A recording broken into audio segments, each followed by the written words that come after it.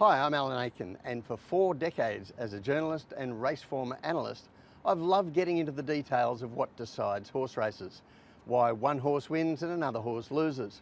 After most races, we can look back and see that there was one factor, one major factor, what we might call a winning factor, that decided the race, and that's what we're trying to do on this show every week, decide that winning factor.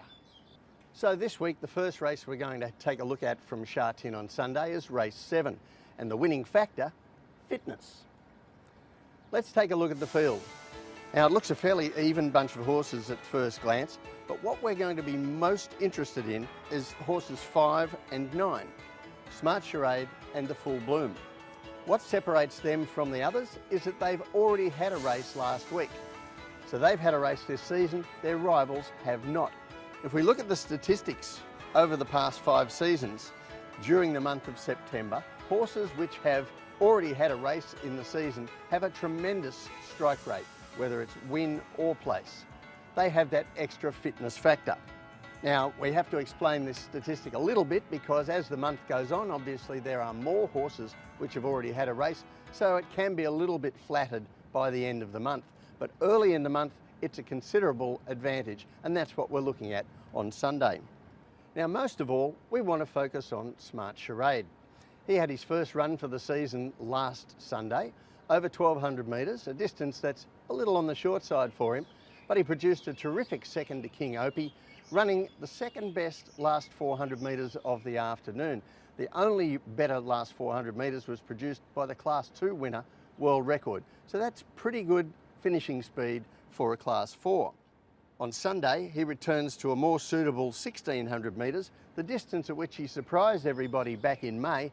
You see him here in those reddish colours, running on up the inside and finishing too strongly. He caught everyone by surprise at 100 to 1 there. I don't think we'll be getting that kind of price this time. Now, Smart Charade stepping up to 1,600 metres isn't exactly what we might call a fast horse, but if we look at the map for Sunday's race, he does look like he has enough speed to put himself into a forward position early, as he has done in most of his runs over the 1,600 metres. It's not an overly fast run race by the looks of it, so that is going to be a help to him. This looks a relatively even field on paper, and on my performance ratings, there are several horses as talented as Smart Charade. But we're going to go with him as the tip, his winning factor, fitness, after having the benefit of that run already this season, while his rivals have not. The second race we're going to have a look at this week is race 8, the Sham 2 handicap. And the winning factor here is the map. Now, as we look across the field here, one thing stands out. One name jumps off the page at you, Pakistan Friend, and no doubt most punters will be putting their faith in him. And I think if we all had our choice of owning a horse in this race, he'd be the one. He's probably going to turn out the best horse in the race in time. But this race doesn't have a lot of pace in it, and he just might be vulnerable to another runner the way the map works out this week. First of all, let's have a look back at that impressive win from Pakistan Friend late last season. Now, you'll see him here in the green colours, but the horse I want to highlight is in blue and white colours, up a few lengths in front of him on the inside. That is Enjoy Life. Now, as we turn into the home straight, you'll see Enjoy Life goes up the fence, and apprentice Victor Wong gets himself stuck in a bit of traffic behind the leaders who aren't really going anywhere. While that's happening, we see Pakistan Friend given an uninterrupted run by Tommy Berry, a great ride this. He gets through the field and eventually Enjoy Life gets out, but Pakistan Friend, with all the momentum, gets over the top of him late. Now, weight students will look at that and say, well, Enjoy Life had the advantage of a claim for Victor Wong of 10 pounds that day. But as you see on that video, he didn't really get the benefit of that 10-pound claim. I also suspect he might be a better horse for a senior rider, as we can see in this earlier race in his career when he won for Zach Purton. So it could be that the relative handicap weights there will be a little bit of a deceptive guide. Now, a more important factor, what we've called the winning factor here, should be the map. Let's have a look at that. There is no speed whatsoever in this race. Horses which we would normally regard as leaders. We have Vital Spring going forward. I suspect that Super Fun will take a forward position, and possibly Rockage coming out of Griffin races last season. Might even be handy first up at 1400 metres, but there's nothing that we would call real pace. Now I hear you saying, Enjoy Life, not exactly the poster boy for tactical speed. We've seen him get back and run on quite often too.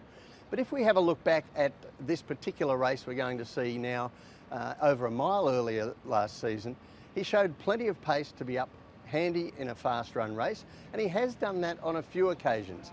So it's not like Enjoy Life has absolutely no speed. Now for a further illustration of their early pace capabilities, let's have a look back at the recent barrier trials of both Pakistan Friend and Enjoy Life.